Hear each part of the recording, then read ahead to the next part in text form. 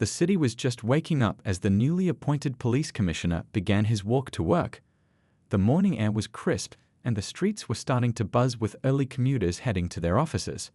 The commissioner, a young black man in his mid-30s wearing a perfectly pressed navy suit, had deliberately chosen to walk to work on his first day. He wanted to feel the pulse of the city he'd grown up in and would now help protect. As he walked, he couldn't help but smile, remembering his grandmother's words from the night before. "Baby," she'd said, her voice filled with pride during their phone call.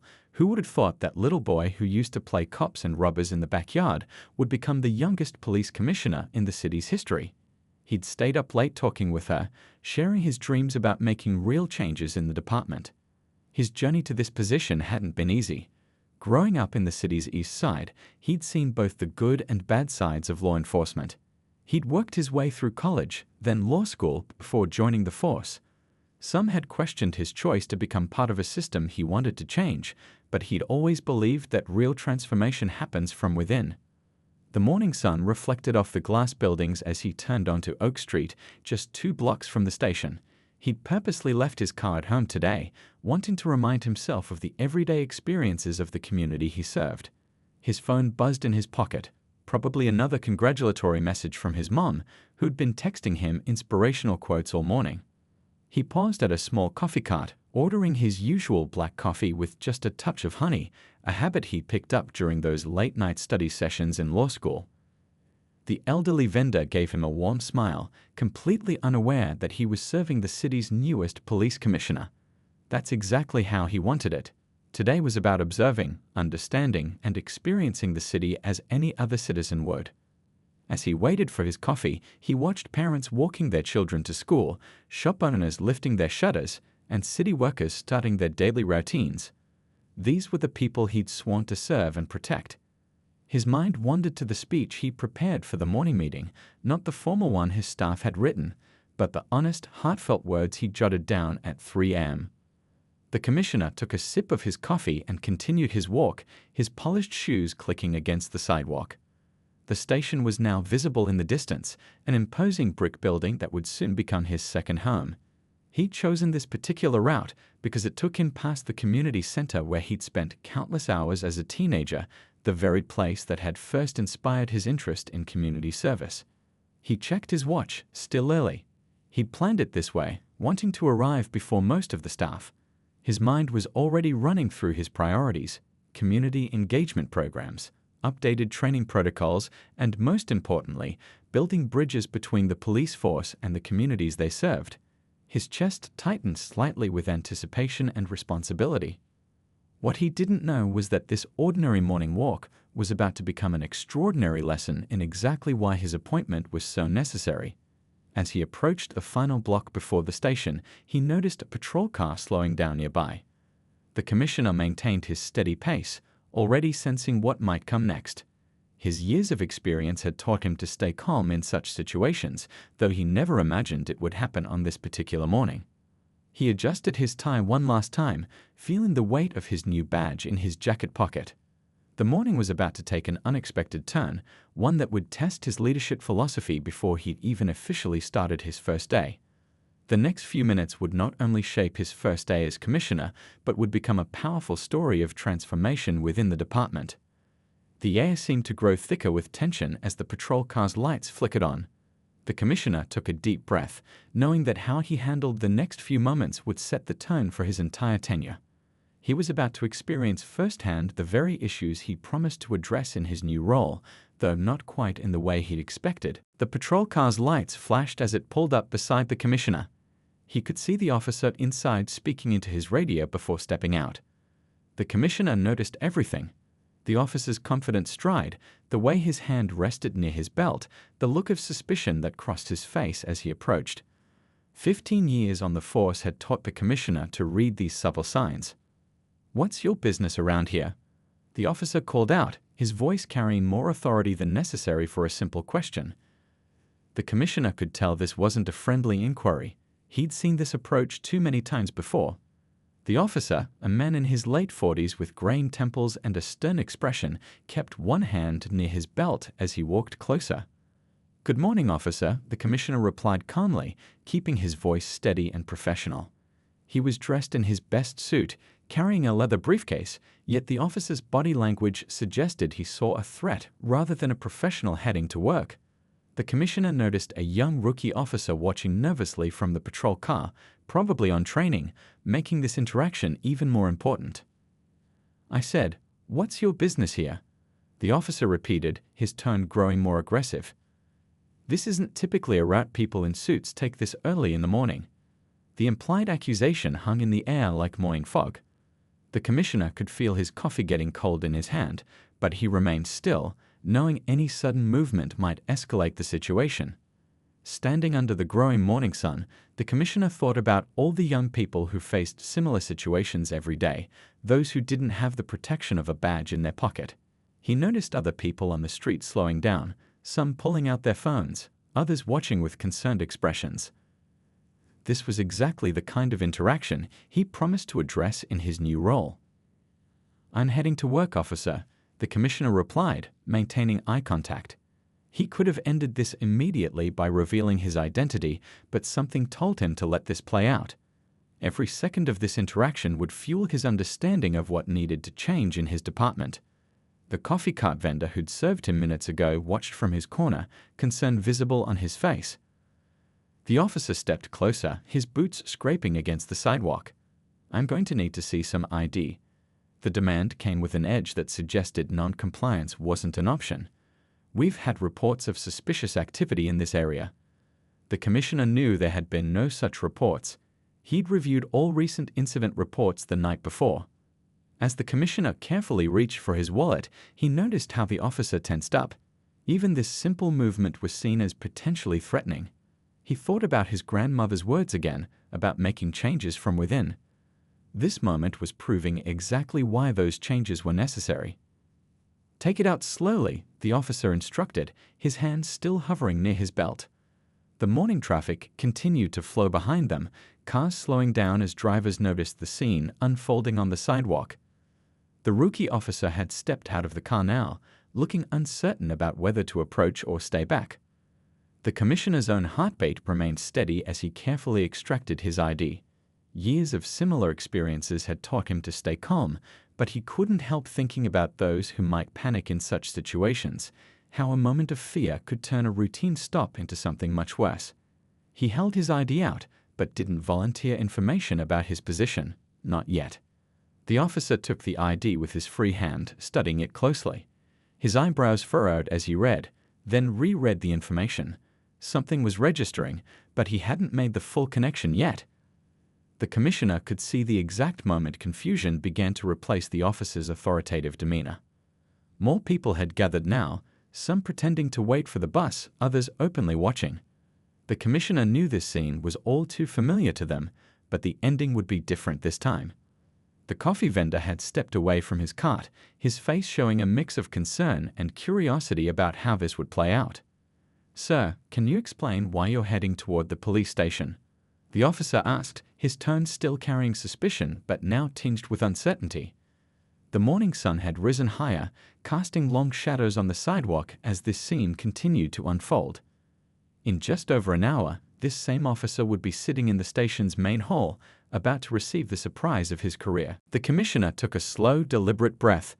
He thought about his planned first day, about the changes he hoped to implement, about the conversations that needed to happen.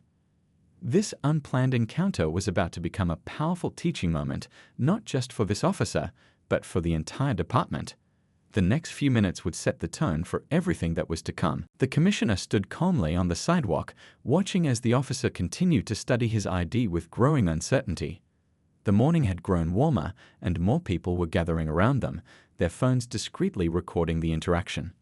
The rookie officer shifted nervously by the patrol car, clearly sensing that something unusual was happening. Taking another slow sip of his now lukewarm coffee, the commissioner remembered the countless community meetings he'd attended over the years. He'd listened to hundreds of stories about similar encounters, each one fueling his determination to create change. Now, standing here, he was living through exactly the kind of situation he promised to address. "This ID," the officer started, then stopped, his face showing the first signs of recognition. The commissioner noticed how the officer's hand had finally moved away from his belt, how his stance had shifted ever so slightly. But he wasn't going to make this easy by volunteering information. This moment needed to play out fully. It would become a powerful lesson for the entire department. The coffee vendor, who'd been watching the whole scene unfold, had started making his way closer, probably wondering if he should speak up about serving the commissioner just minutes ago. The commissioner gave him a supple smile and a small shake of his head. The vendor understood and stayed back, but remained watchful. A gentle breeze carried the sounds of the awakening city, car horns, distant construction, the chatter of schoolchildren. The commissioner took note of every detail, knowing this story would be told and retold. He observed how the gathering crowd maintained a respectful distance, their expressions a mix of concern and curiosity. "Sir," the officer tried again, his tone noticeably different now, "could you explain your connection to the police department?" The question hung in the air, heavy with unspoken realization. The officer's earlier confidence had been replaced by something else, a growing awareness that this situation wasn't what he'd assumed. The commissioner straightened his tie, taking his time before responding. He thought about all the young professionals who'd faced similar situations, who didn't have the protection of a badge and title. He thought about how this moment could spark real change within the department. "I'd be happy to explain," the commissioner replied, his voice steady and professional. "But first, I'd like you to tell me what made you stop me this morning." He kept his tone conversational, non-confrontational. This wasn't about embarrassing the officer, it was about understanding and learning. The officer's face flushed slightly as he glanced down at the ID again. The rookie had moved closer now, curiosity overtaking caution. The morning sun cast long shadows across the sidewalk as time seemed to slow down around them. Behind them, the police station stood tall and imposing. In less than an hour, both these officers would be sitting in the main hall, waiting for the introduction of their new commissioner. But right now, in this moment, an important scene was unfolding on this city sidewalk. The commissioner noticed how the officer's demeanor had completely transformed. The initial aggression had melted away, replaced by a growing realization. The officer's hands, which had been so ready to react earlier, now hung loosely at his sides. His face showed the internal struggle of someone whose assumptions were being challenged in real time. More passers-by had slowed their morning commute to watch. The coffee vendor had returned to his cart, but kept glancing over, probably already planning how he'd tell this story to his other customers. The commissioner remained patient, letting the officer process the situation. Some of the onlookers had begun to whisper among themselves, perhaps picking up on the shift in power dynamics. The rookie officer's eyes darted between his training officer and the commissioner, trying to make sense of what was happening. The commissioner thought about his speech, carefully folded in his briefcase. He'd spent hours writing about building bridges between the police and the community. Now life had handed him a perfect example of why such bridges were necessary. This unplanned encounter would become more powerful than any prepared speech. Finally, the officer cleared his throat, ready to respond to the commissioner's question. His answer would be crucial, not just for this moment, but for the changes that would follow. The commissioner knew that how he handled the next few minutes would set the tone for his entire tenure as head of the department. 2 hours later, the police station's main hall was packed with officers. The morning shift had just ended, and the afternoon shift was arriving early. Everyone had heard there would be a special announcement about the new commissioner, but rumors were still flying about who it might be. The tension in the room was thick with anticipation. The senior officer from the morning street encounter sat in the third row, still looking slightly unsettled. He'd been unusually quiet since returning to the station, brushing off questions from his colleagues about his morning patrol. The rookie officer sat beside him, occasionally glancing at his training officer with a mix of concern and curiosity. The coffee vendor's story had already started spreading through the neighborhood. Several officers had heard snippets from people coming into the station, something about their new boss getting stopped on his way to work. Most dismissed it as typical neighborhood gossip, but the senior officer kept his eyes fixed on the empty podium at the front of the room. "Did you hear they say he's really young?" One officer whispered to another. "Youngest in the department's history." The whispers rippled through the crowd like waves. Some officers looked excited about the prospect of fresh leadership, while others crossed their arms, clearly skeptical about having a younger boss. The chief of police stepped up to the podium, clearing his throat to quiet the room. The morning sunlight streamed through the high windows, casting long beams across the gathered crowd. The senior officer shifted uncomfortably in his seat as the chief began to speak about change, progress, and the future of the department. "Today marks a new chapter in our department's history," the chief announced, his voice carrying to every corner of the room.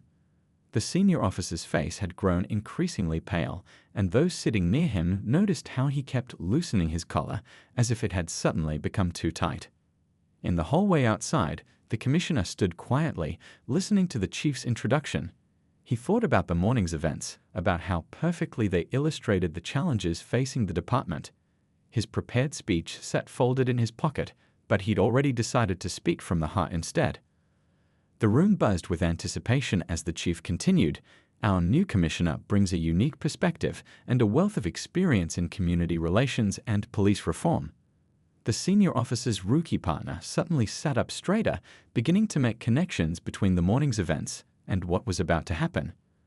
Through the door's small window, the commissioner could see the faces of his officers, some eager, some uncertain, all waiting to see who would lead them into this new era. He thought about his grandmother's words again, about making change from within. The morning's encounter had given him the perfect opening to demonstrate exactly why that change was necessary. Without further delay, the chief's voice rang out, "I'd like to introduce your new police commissioner." The senior officer's hands gripped his knees tightly as footsteps approached from the hallway. The rookie noticed his training officer's reaction and looked between him and the door with growing understanding. The door opened, and the commissioner stepped into the room. The reaction was immediate. A wave of murmurs swept through the crowd as officers recognized the well-dressed man from his ID photo.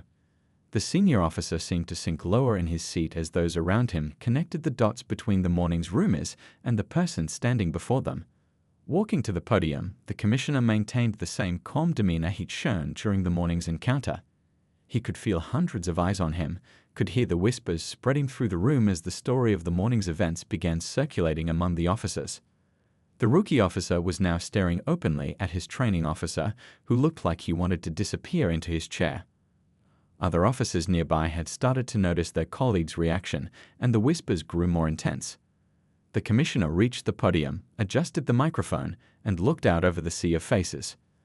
As he prepared to speak, the commissioner noticed how the room had divided itself, the forward-thinking officers leaning in with interest, the traditionalists hanging back with crossed arms, and in the middle, a group of uncertain officers waiting to see what kind of leader he would be.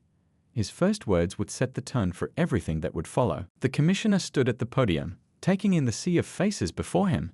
His prepared speech remained untouched in his pocket. The morning's events had given him something far more powerful to share. The room was so quiet you could hear the old ceiling fans whirring overhead. "Good morning," he began, his voice warm but authoritative. "I had a very interesting walk to work today." A ripple of murmurs spread through the crowd. The senior officer in the third row seemed to sink even lower in his seat, while those around him straightened up with growing interest. "You know, when I was growing up in this city," the commissioner continued, stepping out from behind the podium to be closer to his officers, "my grandfather used to tell me that the most important moments in life are the ones that catch us by surprise. This morning proved him right." He paused, letting his gaze sweep across the room. Some officers were leaning forward now, drawn in by his conversational tone. Others had uncrossed their arms, their defensive postures softening as they listened. "I was stopped this morning," he said, watching as more officers turned to look at their colleague in the third row. "But I'm not here to embarrass anyone. I'm here because that moment perfectly illustrated why I wanted this job in the first place." The senior officer finally looked up, meeting the commissioner's eyes for the first time since the morning encounter. Instead of finding judgment there, he saw understanding. The rookie officer beside him was nodding slowly, already grasping the lesson unfolding before them.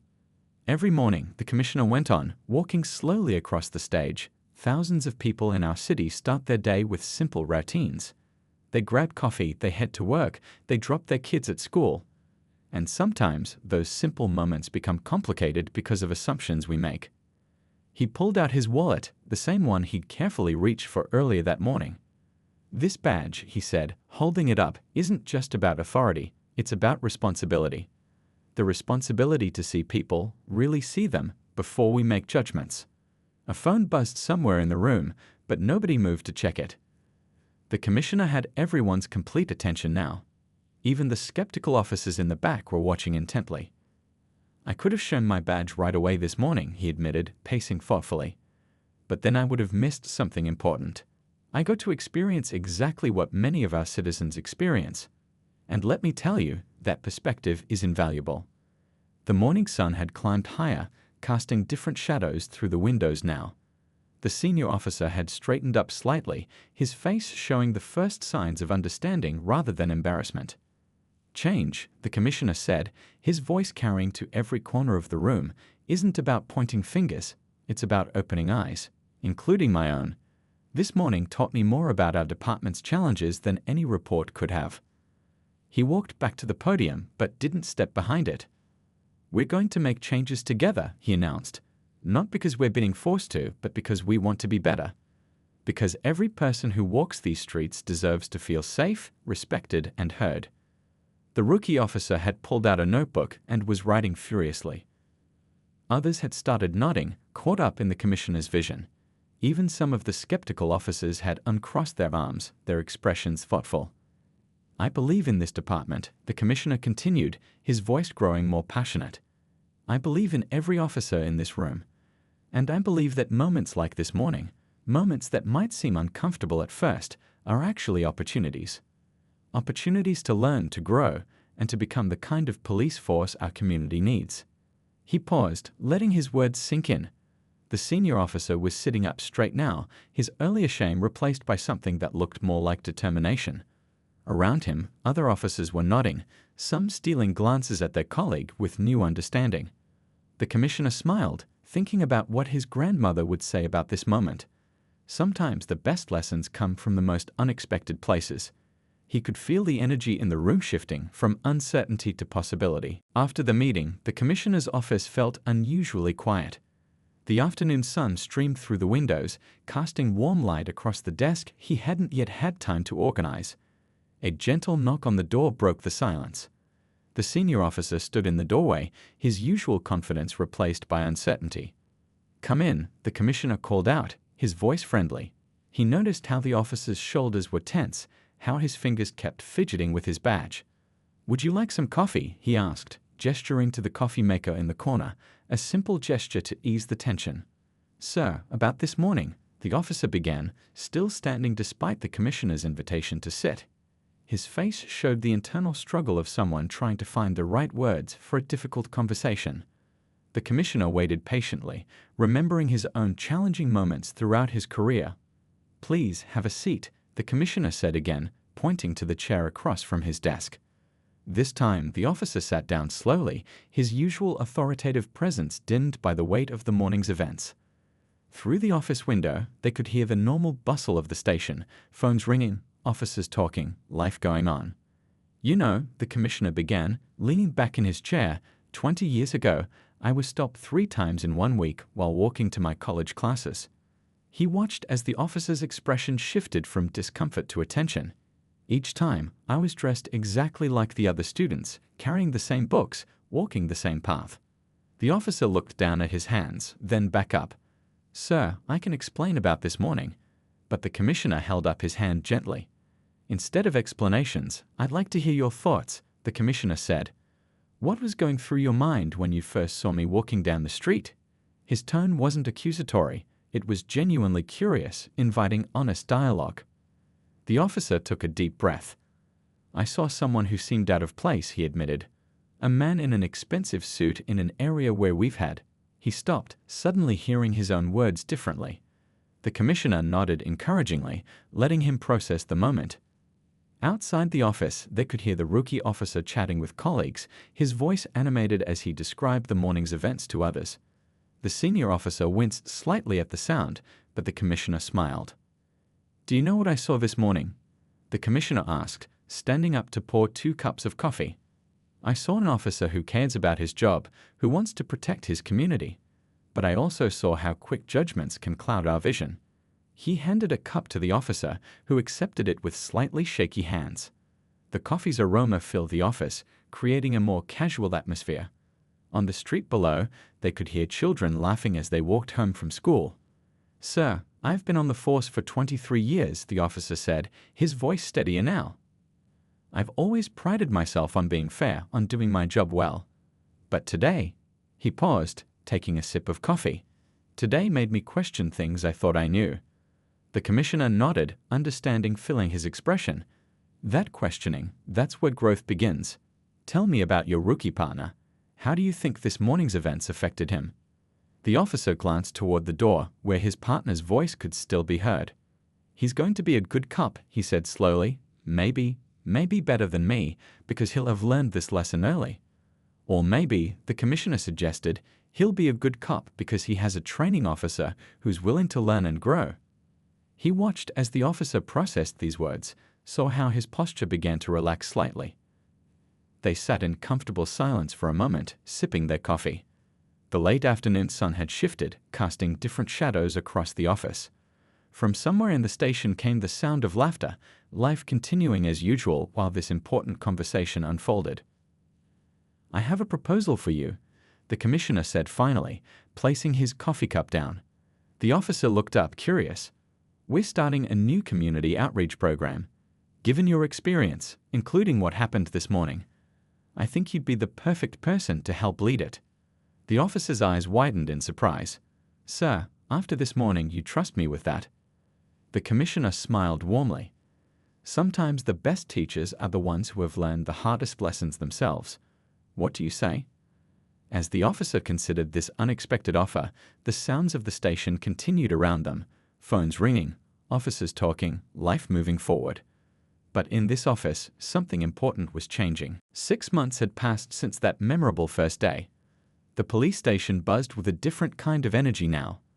The morning sun streamed through the windows as officers gathered for their daily briefing, but the atmosphere was noticeably changed from half a year ago. The senior officer, now head of the Community Bridge Program, stood at the front of the briefing room. His badge gleamed under the fluorescent lights as he addressed the newest batch of recruits. The rookies listened intently as he shared real stories about the importance of looking beyond first impressions. "You know," he began, his voice carrying the weight of experience, 6 months ago, "I made a mistake that turned out to be the best lesson of my career." The recruits leaned forward, already familiar with the story that had become something of a legend in the department. But hearing it from the officer himself was different. Through the window, they could see the same coffee vendor from that fateful morning, now a regular visitor to the station's community meetings. He'd set up his cart in the park across the street, where officers and local residents often gathered for informal conversations over cups of steaming coffee. "The commissioner taught me something that day," the officer continued, pacing thoughtfully. "He showed me that true strength isn't about authority, it's about understanding." His rookie partner from that day, now a full-fledged officer, nodded from his seat in the back of the room. The changes in the department were more than just talk. Weekly community walks had become a standard practice, with officers and residents walking together through different neighborhoods. The senior officer often led these walks, sharing his own story of transformation with anyone who would listen. In the commissioner's office, a simple framed coffee cup sleeve hung on the wall, a gift from the vendor who'd witnessed everything that first morning.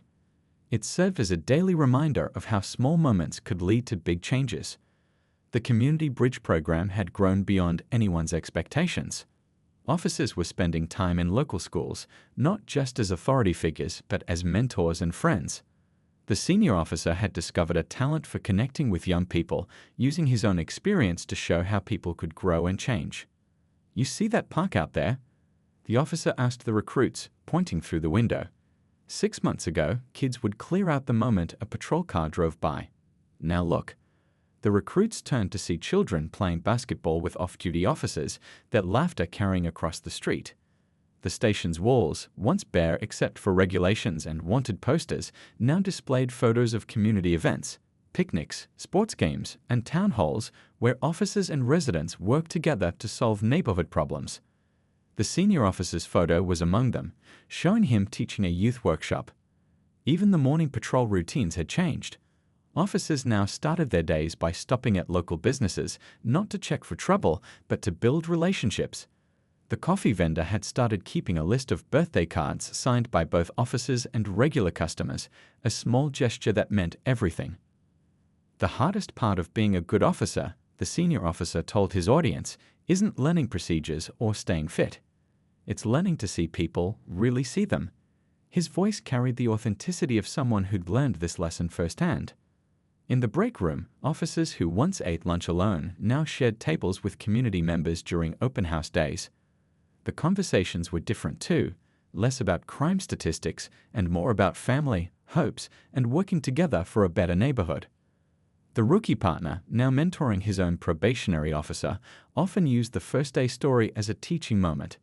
The best lessons, he would say, sometimes come from our biggest mistakes. His own approach to policing had been shaped by watching his training officer's transformation. As the briefing wrapped up, the commissioner appeared in the doorway, nodding approvingly. The senior officer smiled, remembering their conversation 6 months ago. He'd gone from dreading each workday to looking forward to new opportunities to make a difference. Outside, the afternoon sun painted long shadows across the station's steps. A group of teenagers who once would have hurried past now waved to the officers coming and going. The change wasn't just in the department, it was in the whole community. The senior officer gathered his papers, watching as his former rookie chatted easily with the new recruits. Remember, he called out as they prepared to leave, every morning brings a new chance to make a difference. Sometimes the person you stop might just be your new boss, he added with a grin, but they're always someone's family member, always someone who deserves respect. As the room cleared out, the commissioner stepped in. Ready for the community meeting? He asked. The senior officer nodded, gathering his things. Together, they walked out into the sunshine, heading toward the park where residents were already gathering. The coffee vendor waved from his cart, a symbol of how far they'd all come since that first morning.